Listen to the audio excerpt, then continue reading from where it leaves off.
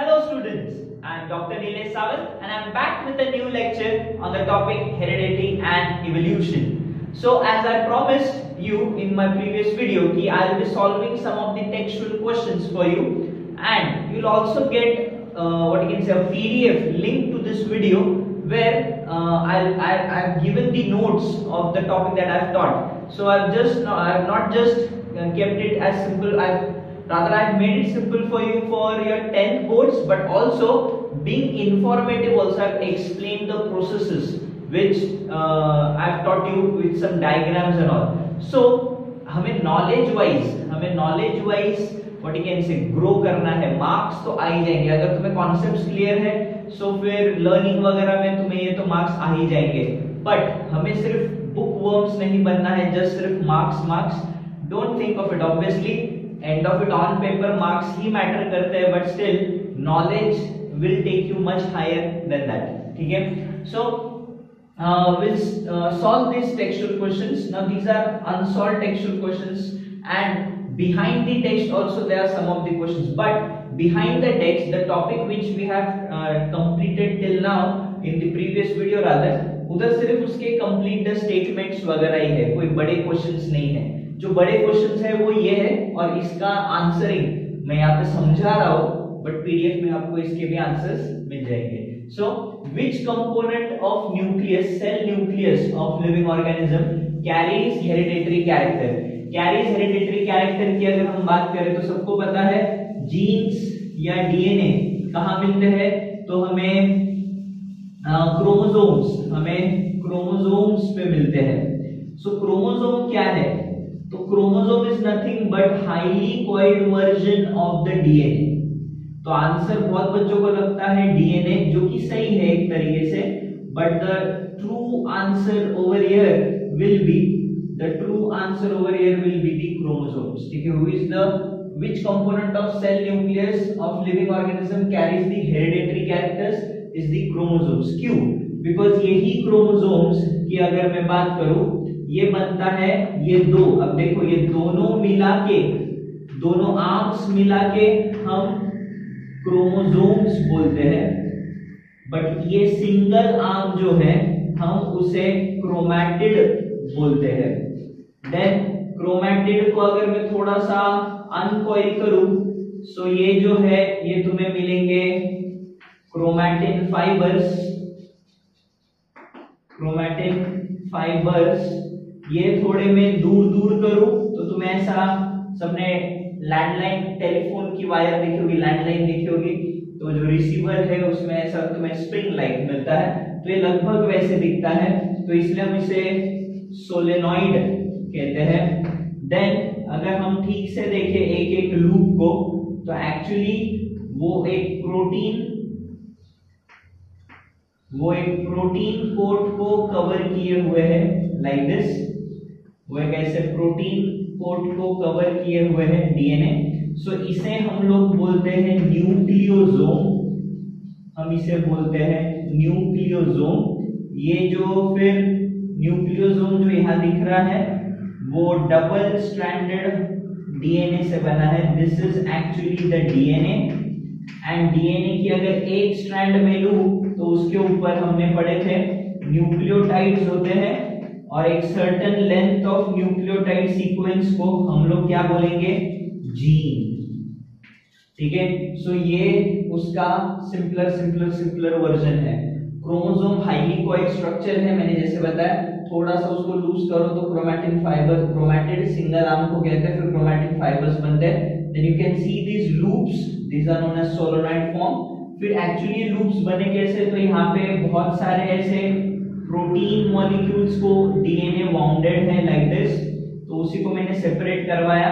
तो ये एक प्रोटीन, मतलब this are the histone proteins के ऊपर डीएनए को वाउंड किया है.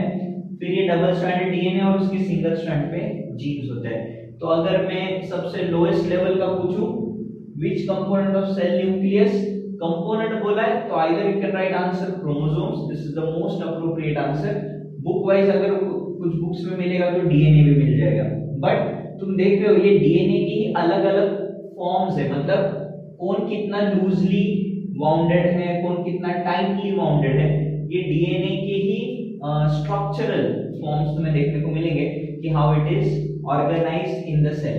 सो either you can write chromosomes और DNA, that will be the most appropriate.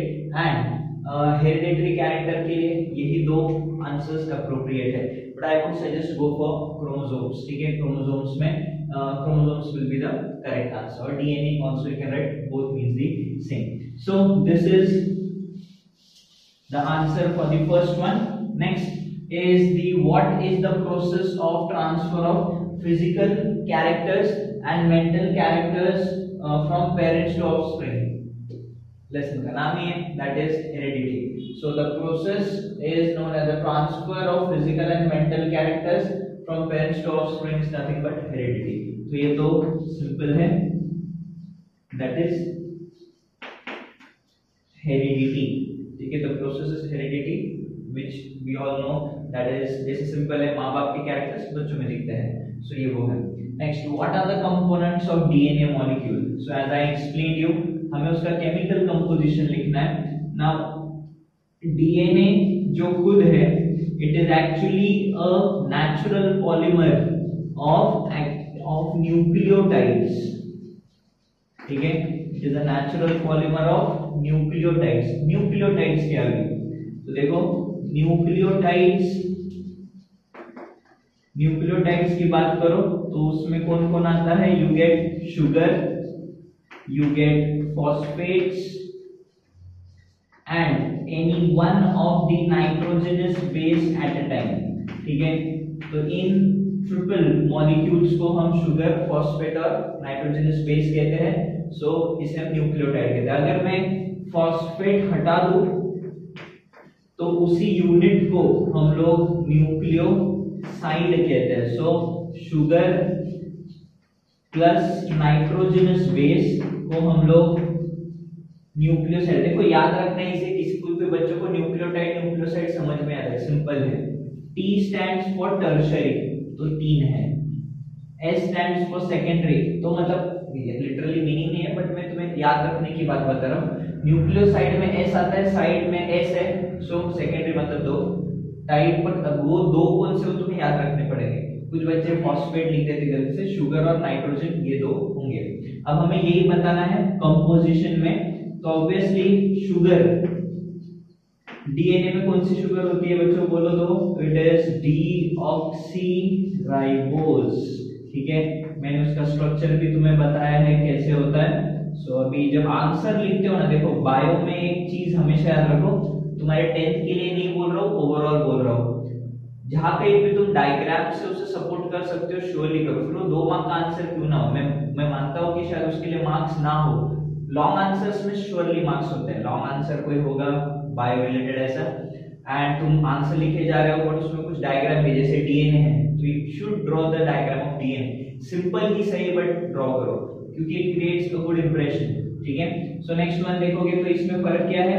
ये फर्स्ट कार्बन है OHH, मैंने बताया है इसके सेकंड कार्बन पे ऑक्सीजन नहीं है, इसलिए उसे हम कह रहे हैं डीऑक्सी. ठीक है, ऑक्सीजन नहीं है तो. सो यहाँ पे अगेन OHH और यहाँ पे H, दिस इज CH2OH. ठीक है, तो deoxyribo sugar. Next is phosphate. सबको पता है फॉस्फेट इज H3PO4. मतलब स्ट्रक्चर वाइज अगर देखोगे सो डबल बॉन्ड O, तो this is OH, this is OH, this is OH. So H3PO4, this is H3PO4. So that will be the structure of phosphate. And next is the nitrogenous bases. अब मैंने बताया था nitrogenous bases 2 type के होते हैं, that is purines. Purines कौन होते हैं, जो कि डबल रिंग होते हैं, एक हेक्सागन और एक पेंटागन. सो इसमें 2 मिलेंगे हमें, that is adenine एंड दूसरा मिलेगा गुआनिन. जबकि दूसरा वाला नाइट्रोजनस बेस कौन है, तो हम उन्हें कहते हैं पिरिमिडीन्स. सिंगल रिंग कंपाउंड्स होते हैं. डीएनए में होता है साइटोसिन और सबसे इंपॉर्टेंट थाइमीन, जिसमें सबको पता है thymine always pairs with adenine and guanine also pairs with cytosine. So AT में डबल बॉन्ड और GC में ट्रिपल बॉन्ड्स मतलब हाइड्रोजन बॉन्ड्स दोनों में होंगे। So this is the basic components मांगे, तो दीज आर द कंपोनेंट्स।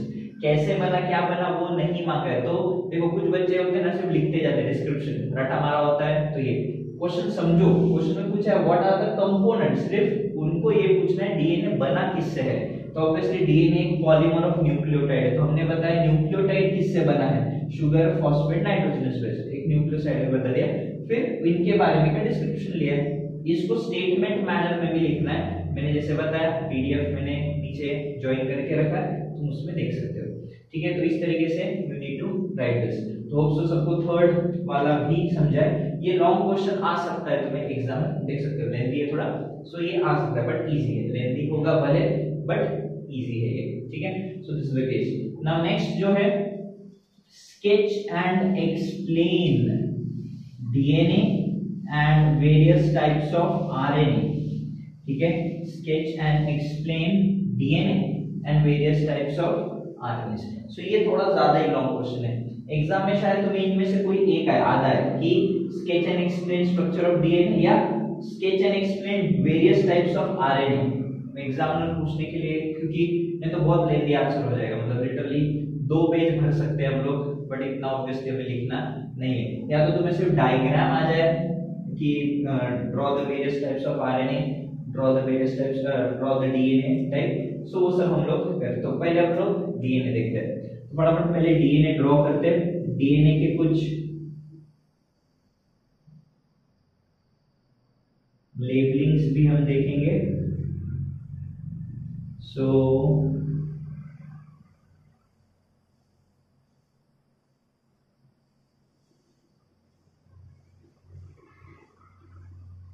ये एक स्ट्रैंड हो गया डीएनए का,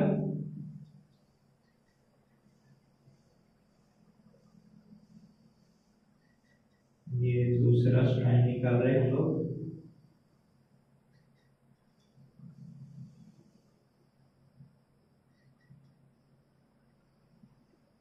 ठीक है, सो ये एक हो गया, ये दूसरा हम निकाल रहे हैं स्ट्रैंड।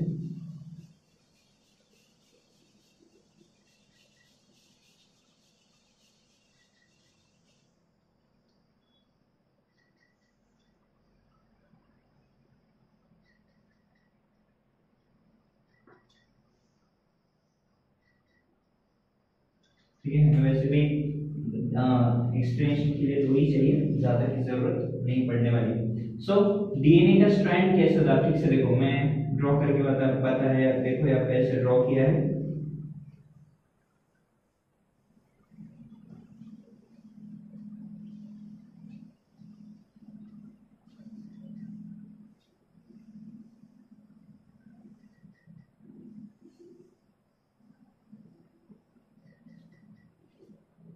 सो ये डीएनए का है स्ट्रैंड।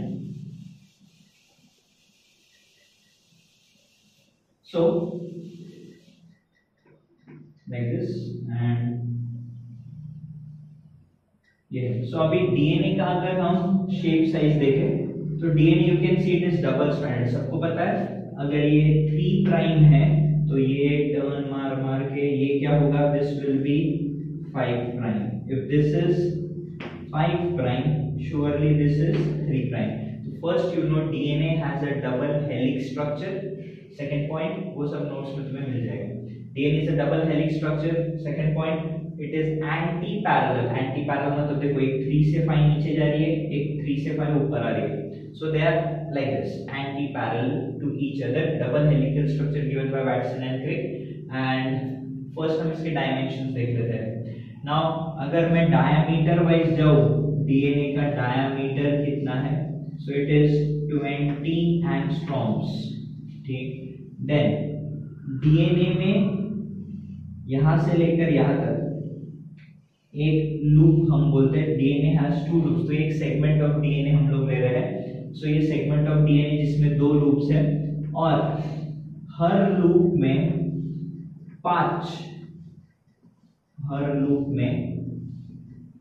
5 नाइट्रोजनस बेसिस का पेयर मिलेगा, मतलब ATGC जो जो भी है।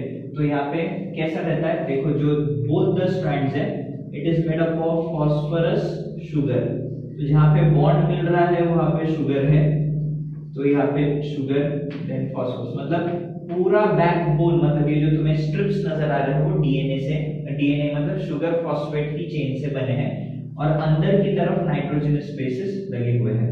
ना ये जो एक लूप का जो डिस्टेंस है that is known as, that is almost 34 angstroms. इसी का मतलब दो कंसेक्यूटिव नाइट्रोजनस बेस पेयर का डिस्टेंस इज 3.4 एंगस्ट्रॉम्स, इनटू 10 करो तो 34 आ जाएगा। ठीक है, तो between any two of the nitrogenous bases जो डिस्टेंस है वो 3.4 एंगस्ट्रॉम्स है। एक पूरे लूप में 10 बेस पेयर होते हैं नॉर्मली इंसानी डीएनए में, तो फिर वो 34 एंगस्ट्रॉम्स तक है और ऐसा पूरा डीएनए है। नेक्स्ट तुम देख पा रहे हो, ओवरऑल ये तो मैंने सिर्फ समझाने के लिए किया था, तुम देख रहे हो alternately this is minor group, this is major group, again this is minor group, यहाँ पे भी तुम समझ सकते हो मेजर ग्रुप तुम्हें मिलता है। यहाँ पे भी देखो माइनर है तो ये मेजर है। ठीक है, दिस इज, अब ये क्यों होते हैं, ये ग्रुप्स होते हैं फॉर एंजाइम्स टू अटैच। याद करो हमने ट्रांसक्रिप्शन ट्रांसलेशन पढ़ा है, तो ट्रांसक्रिप्शन के केस में डीएनए से जब एमआरएनए बनते हैं, रेप्लिकेशन में भी जब डीएनए टू डीएनए बनाना होता है, तो ये मेजर ग्रुप्स माइनर ग्रुप्स ये अलग अलग एंजाइम्स की एंट्री या जिसे अपन बोल सकते हैं बाइंड होने के लिए जगह होती है। सो मेजर ग्रुप, और ये वाला अगर मैं पकड़ूं so this will be minor group. तो टू सम अप फटाफट देखते हैं। First one, DNA is a double helix anti parallel structure molecule which is a polymer of nucleotide। तो देख सकते हो polymers of nucleotide। दूसरा, it has two strands, one strand runs from 3 prime to 5 prime and other will stand मतलब यहाँ से opposite direction में 3 to 5 पढ़ते। मैं तुम्हें पहले भी समझाया था डीएनए कोडेड हम 3 से 5 करेंगे, 5 से 3 नहीं करते।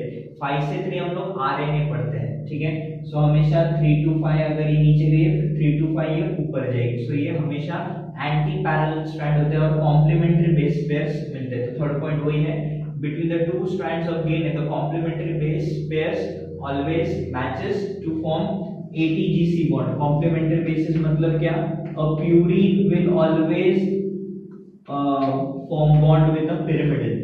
तो adenine will always bond with thymine and guanosine will form bond with cytosine। ये रूल फिक्स्ड है, मतलब यहाँ पे C है तो यहाँ पे G होगा, यहाँ पे G है तो वहाँ पे C होगा। हर जगह डीएनए पे तुम्हें यही 4 न्यूक्लियोटाइड्स या बेस पेयर्स हमें मिलते हैं। सबको समझाया hopefully. So if you speak of this, तो ये है एक और चीज जिसे हम बोलते हैं चारगाफ्स रूल। ये मैंने बताया था। चारगाफ्स रूल क्या होता है, एक डीएनए में नंबर ऑफ प्यूरिन्स मतलब एडेनिन प्लस गुआनिन जितने हैं उतने थाइमिन प्लस साइटोसिन है। ठीक है, मतलब देख सकते हो क्वेश्चन एक, अब ये हायर लेवल एंट्रेंसेस के क्वेश्चन आते हैं 12 में, नीट वगैरह में आते हैं ऐसे क्वेश्चन, सीटी वगैरह में। तो क्वेश्चन आता है कि एक डीएनए में अगर 10% एडेनिन है, अब सबको पता है पूरे डीएनए में 100% में ये 4 ही बेस हो सकते हैं, कि 4 के अलावा दूसरे कोई न्यूक्लियोटाइड्स है नहीं। क्वेश्चन ये है कि अगर एक डीएनए सैंपल टेस्ट किया गया और उसमें पता चला उसमें सिर्फ 10% एडेनिन है, क्वेश्चन आता है साइटोसिन कितने हैं, एडेनिन बोला है 10%, थोड़ा लॉजिकल क्वेश्चन है, वो पूछ रहे साइटोसिन कितना है। अब लॉजिक है डीएनए में अगर एडेनिन 10% है तो थाइमिन भी तो 10 ही होगा ना, बिकॉज एडेनिन हमेशा थाइमिन के साथ ही पेयर करता है। तो ये थोड़ा सा न्यूमेरिकल टाइप क्वेश्चन हो गया। ये 10% तो ये भी 10%, मतलब आउट ऑफ 100% 10 10 20 तो ये दोनों ने ऑक्यूपाई किया है। बचा कितना, 80 बोला मतलब कॉमन सेंस, ये 40 होगा तो ये भी 40 होगा, क्योंकि again amount of G and C will always remain the same. तो साइटोसिन कितना परसेंट होगा उस डीएनए सैंपल में, 40%। लॉजिकल है, एडेनिन 10 तो थाइमिन 10, मतलब 20% हो गया आउट ऑफ 100, मतलब 80% बचा, तो फिर equal amount 40-40। This is how you should go for this. ठीक है, सो इस तरीके से प्यूरिन पिरिमिडिन हमें देखने को मिलते हैं। सो ये चारगाफ रूल डीएनए फॉलो करता है, चारगाफ रूल डीएनए फॉलो करता है, ये हम तुम बोल सकते हैं। बाकी जो पैरामीटर्स है मतलब जो उसके मेजरमेंट्स है वो मैंने ऑलरेडी बताया। एक डीएनए का लूप जो हम नॉर्मली दो हिस्सों में पकड़ते हैं वो 34 एंगस्ट्रॉम्स का होता है between two consecutive base pairs. 3.4 angstroms है, डायमीटर 20 एंगस्ट्रॉम्स है, ये तुम्हें पता होना चाहिए। So this is how you should explain the structure, Watson and Crick structure of DNA. Next आता है, ये तुम स्क्रीनशॉट निकाल सकते हो। सो ये हो गया। So next one is RNS. मैंने बताया था बेसिकली ये बहुत कम जन ऐसा लिखने वाले हैं, शायद तुम्हारे बुक्स में भी हो, बट टाइप्स ऑफ आरएनए देते हो ये टेबल जरूर याद रखोगे, ये मैंने दिया भी था। आरएनए दो टाइप का होता है obviously, genetical RNS and non genetical RNS. Majority books में सिर्फ नॉन जेनेटिकल पे ही फोकस करते हैं। क्वेश्चन पूछते हैं ना बच्चों को आरएनए के टाइप बताओ, सब बच्चे पहले बोलते हैं एमआरएनए, आरएनए, टीआरएनए। गलत। आरएनए बेसिकली दो टाइप का है, जेनेटिकली मतलब जो डीएनए मतलब जो जेनेटिक मटेरियल की तरह काम करता है, इंफॉर्मेशन कैरी मतलब ये जो है which component of cell carries hereditary character. So in some viruses it is carrying the hereditary characters. HIV है, कोरोना है करंटली, सो ऐसे देन इवन प्लांट्स के मेजॉरिटी वायरस, टोबैकोमोसिक वायरस वगैरह वगैरह जितने हैं सब आरएनए वाले हैं, ठीक है। सो जेनेटिकल आरएनए मतलब जो हेरिडिटरी कंट्रोल कर रहा है फॉर दैट ऑर्गेनिज्म, तो वो वायरसेस है। नॉन जेनेटिकल में तुम तीन बोल सकते हो जो तुम्हें पता ही है, it is mRNA, it is rRNA and it is tRNA. Messenger RNA, ribosomal RNA and transfer RNA, ये उसके बेसिक टाइप है। एमआरएनए तो सबको पता है, एमआरएनए तो ये क्या होता है, messenger, this is known as messenger RNA. तो सिंपल सी बात है, ये कैसे मिलेगा तुम्हें, तो इसको रीड करेंगे हम लोग 5 प्राइम, इसको एंड करेंगे 3 प्राइम। मैंने बताया था एमआरएनए पे कोडॉन्स होते हैं, कोडॉन्स का मतलब क्या होता है, group of 3 nucleotides is known as the codon. तो ऐसे करके इस एमआरएनए पे तुम्हें कोडॉन्स मिलते हैं, जबकि आखिरी वाला कोडॉन जो होता है स्टॉप कोडॉन, स्टॉप कोडॉन मतलब जहां पे प्रोटीन सिंथेसिस का काम रोक देना है, ये उसका सिग्नल देता है। तो एमआरएनए स्ट्रेट, ठीक है, ये तो सिंपल सबको पता है। Next is rRNA. आरआरएनए का मतलब होता है राइबोसोमल आरएनए, मतलब राइबोसोम्स के अंदर तुम्हें ये कॉइल्ड मैनर में मिलता है, मतलब it is in the coiled manner, lengthy होगा बट राइबोसोम में मिलेगा, it is located in the ribosomes. And last वाला जो है ट्रांसफर आरएनए, इसके दो स्ट्रक्चर, दो प्रपोज स्ट्रक्चर्स है, एक हेयरपिन मॉडल, लेडीज की हेयरपिन देखी होगी, लगभग ये वैसे दिखता है, इसलिए हेयरपिन मॉडल,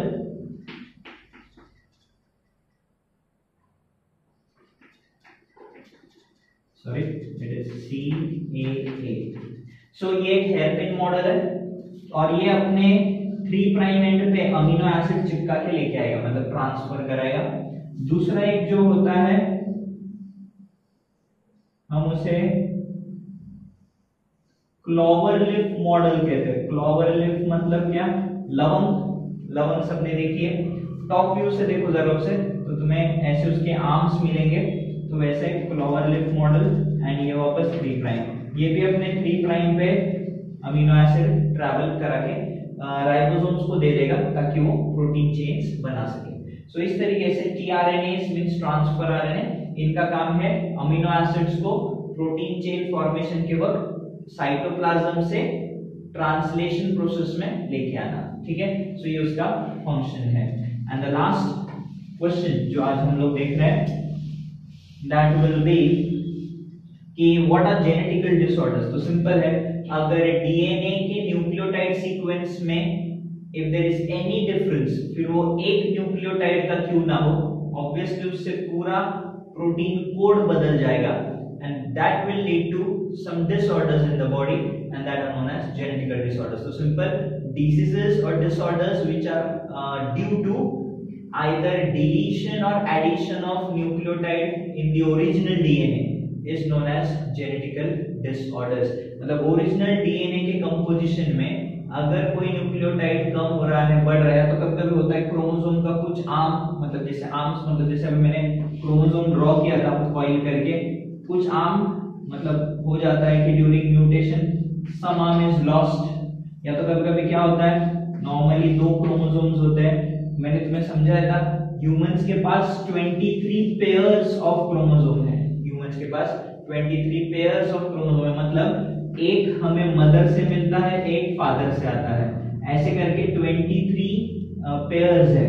अब इसमें कभी कभी क्या होता है, इसमें भी कभी कभी एक आधा पेयर मिसिंग हो जाता है, कभी एक आधा पेयर एक्स्ट्रा आ जाता है, तो इसमें जो डिफरेंसेस आ रहे हैं हम उन्हें जेनेटिकल डिसऑर्डर्स कहते हैं। इसके एग्जांपल्स बुक में जो तुम्हें एक एग्जांपल दिया है वो है sickle cell anemia. Sickle cell anemia, इसमें क्या होता है, जो ट्रांसक्रिप्शन जब होता है, मतलब डीएनए से जब ट्रांसक्रिप्शन होके एमआरएनए बनता है, उसमें गड़बड़ होती है। अब तुम सबको पता है 3 न्यूक्लियोटाइड्स का ग्रुप मतलब एक कोडॉन होता है, और एक कोडॉन किसी ना किसी अमीनो एसिड को रिप्रेजेंट कर रहा है या उसका वो कोड है। तो ऐसे ही सिकल सेल में क्या होता है, सिकल सेल एनीमिया में ये वाला 6th वाला जो कोडॉन है, actually normally for normal RBC formation यहाँ पे आता है ग्लूटामिक एसिड। ग्लूटामिक एसिड को वो कोड कर रहा है, बट ट्रांसक्रिप्शन में हुई गलती के कारण या ड्यू टू सम जेनेटिक, मतलब वो जेनेटिकल इश्यूज, डीएनए में कुछ प्रॉब्लम हो गया, यहाँ पे अब कोडॉन बदल जाता है। यहाँ पे कोडॉन बदल जाता है। तो सपोज मैं उसको ऐसे दिखा रहा हूँ, थोड़ा स्ट्रेट लाइन की बजाय। कोडॉन मतलब यहाँ पे सपोज पहले CAA रहा होगा, अभी शायद इसमें CUA हो गया, एग्जांपल दे रहा हूँ जस्ट मैं। तो ये छोटा सा बदलाव, मतलब पहले CAA अगर सपोज ग्लूटामिक एसिड को कोड कर रहा था, अब गलती से CUA हो गया, तो अब ग्लूटामिक एसिड की जगह पे वैलिन आता है और ये पूरा प्रोटीन ही बदल जाता है। इसलिए होता है क्या, नॉर्मल आरबीसीज अपने ऐसे होते हैं स्फेरिकल से या इलिप्टिकल से, और ये बीच में ऐसे थोड़े से शैलो होते हैं। सबने सॉसर बशी बगितली असे कॉनकेव होती है, वैसे ये कॉनकेव होते हैं। बट इस एक गलती के कारण होता क्या है कि आरबीसी का शेप आधे चांद जैसा, या जिसे अपन कोयता बोलते हैं, कोयता मीन सिकल, तो सिकल जैसा हो जाता है, शार्प पॉइंटेड। तो ये जो सेंटर एरिया है वहां पे हीमोग्लोबिन होता है, इधर सेंटर का है, तो थोड़ा सा हीमोग्लोबिन यहाँ पे चिपका मिलता है, एंड इसलिए ये इन लोगों की मौत हो जाती है। पैदा होने से पहले ये बच्चा मर जाए, या अगर गलती से भी पैदा हो गया तो वो ऐसे ही मरने वाला है, क्योंकि हर बच्चे को पैदा होने के बाद जॉन्डिस होता ही है, that is a physiological jaundice, तो वो बच्चा नहीं सह पाएगा। मेजॉरिटी तो 8वें-9वें महीने में ही डेथ हो जाती है, मतलब माँ की कोख में ही इनकी डेथ हो जाती है। So rarely you will find a full fledge patient of sickle cell anaemia. हाँ, इंटरमीडिएट सिकल सेल एनीमिया वाले पेशेंट्स मिल जाते हैं। सो ये होता है, मतलब देखो एक न्यूक्लियोटाइड बदल गया, पूरा फंक्शन बदल जाता है। सो ये इतना है, तो ऐसा एक जेनेटिकल डिसऑर्डर ये है। नेक्स्ट, ऐसे तो बहुत सारे हैं। डाउन सिंड्रोम करके कहते हैं, डाउन सिंड्रोम करके कंजेनाइटल बीमारी होती है, जिसमें मैंने बताया था अपना फर्स्ट क्रोमोसोम की जोड़ी है, सेकंड क्रोमोसोम की जोड़ी है, ऐसे 23 सेट्स है। तो जो 21st सेट है ना, गलती से मियोसिस में कुछ प्रॉब्लम होने के कारण 3 कॉपीज बनती है, मतलब हर क्रोमोसोम की 2-2 कॉपीज ही चाहिए हमें, मतलब जो हमें एक मदर से आई है और एक फादर से आई है। ये तीसरी कैसे बन गई, तो गलती से मियोसिस ठीक से हुआ ही नहीं, तो फादर की 2 कॉपीज या मदर की 2 कॉपीज जो भी है वो आ गई है, तो ये इसे हम कहते हैं ट्राइजोमी। 3 आ गए ना, ट्राइजोमी ऑफ 21st। एंड सिर्फ ये एक्स्ट्रा आने से भी मुसीबत ये है कि ये जो बच्चे पैदा होते हैं वो मेंटली रिटार्डेड होते हैं, ऑब्वियसली बॉडी ग्रोथ प्रॉपर नहीं होती, व्हील चेयर पे रहेंगे, कुछ शायद चल भी लेते हैं अच्छे से, मतलब हाइट वाइट ग्रो कर ले, किसी में माइंड लेवल, किसी में हाई लेवल का भी देखने को मिलता है। एंड ऑब्वियसली लाइफ बड़ी चैलेंजिंग इनके लिए होती है। सो मेंटल रिटार्डेशन वगैरह वगैरह, ऐसे सेमा इंक्रीज, वेब नेक, मतलब गर्दन ऐसी छोटी सी होगी उनकी। सो ऐसे कंजेनिटल बीमारियां वाले हमें ये मिलता है। एक तुम सबने देखा भी होगा जिसे हम कहते हैं क्लिनफेल्टर सिंड्रोम, क्लिनफेल्टर सिंड्रोम। अब इसमें क्या होता है, इनका क्रोमोसोम नंबर होता है 44XXY। नॉर्मल एक लड़की, इंसानी लड़की 44 + XX, लड़का जो होता है वो 44 + XY, बट इनमें 3 सेक्स क्रोमोसोम्स आ जाते हैं, ठीक है, मतलब जिन्हें हम छक्के कहते हैं, ठीक है। So those kind of people now वो कंजेनाइटली ऐसे बने हैं, मतलब उनमें तुम देख सकते हो वो है फिजिकली मेल बट वो अपने आप को फीमेल समझता है, ठीक है, बिकॉज 2x मतलब फीमेल, y मतलब male, so it is they are some what you can say hermaphrodites। अब साइंटिफिक लैंग्वेज में बोले hermaphrodites मींस बाइसेक्सुअल, मेल भी है फीमेल भी है, ठीक है। बट इनमें अगर देखो तो सिर्फ एक ही प्रॉब्लम है, बाकी they are like normal human beings, हमें इनसे डरने की जरूरत नहीं है। दे आर आल्सो नॉर्मल नहीं बोल सकते, कंजेनिटली तो नहीं, बट एक नॉर्मल इंसान जैसे दिखते हैं, अपने जैसे शक्ल सूरत है, हंस बोल खेल लेते हैं। फर्क सिर्फ इतने की ये स्टराइल हो गए। स्टराइल मतलब ये बच्चे पैदा नहीं कर पाएंगे, because 47 is an odd number, gametes half होते हैं, अपने 46 है ना क्रोमोसोम्स, इसका हाफ द नंबर इज 23, तो गैमेट हो सकते हैं, इनका क्रोमोसोम नंबर ही 47 है, अभी हाफ कैसे करें। सो इनमें गैमेट्स नहीं बनती, इनके रिप्रोडक्टिव ऑर्गन्स काम नहीं करते, and for that reason only ये अपने से थोड़े अलग है, तो इससे बच्चे पैदा नहीं करें। बट बाकी उनकी भी अपनी जैसी आईक्यू लेवल होती है, वो लोग भी काफी होशियार होते हैं, हाइट वाइट भी काफी अच्छी होती है, वो भी पूरी लाइफ स्पैन जी लेते हैं। फर्क सिर्फ इतने क्यों बच्चे पैदा नहीं कर पाएंगे। बट ये क्लिनफेल्टर सिंड्रोम जो है ये वो है, तो ये भी कंजेनिटल बीमारी है। तो ऐसे डाउन सिंड्रोम के पेशेंट मर जाते हैं। मेजॉरिटी कंजेनिटल बीमारी वाले लोग ज्यादा टिकते नहीं हैं, उनकी शॉर्ट लाइफ स्पैन होती है, क्योंकि जेनेटिकल जो मटेरियल है हेरेडिटरी कैरेक्टर्स में गड़बड़ हो गई है, ठीक है।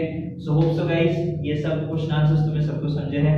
मिलते हैं नेक्स्ट वीडियो में जिसमें हम स्टार्ट करेंगे with evolution. Till then guys hit the like button, subscribe the channel and see you letter.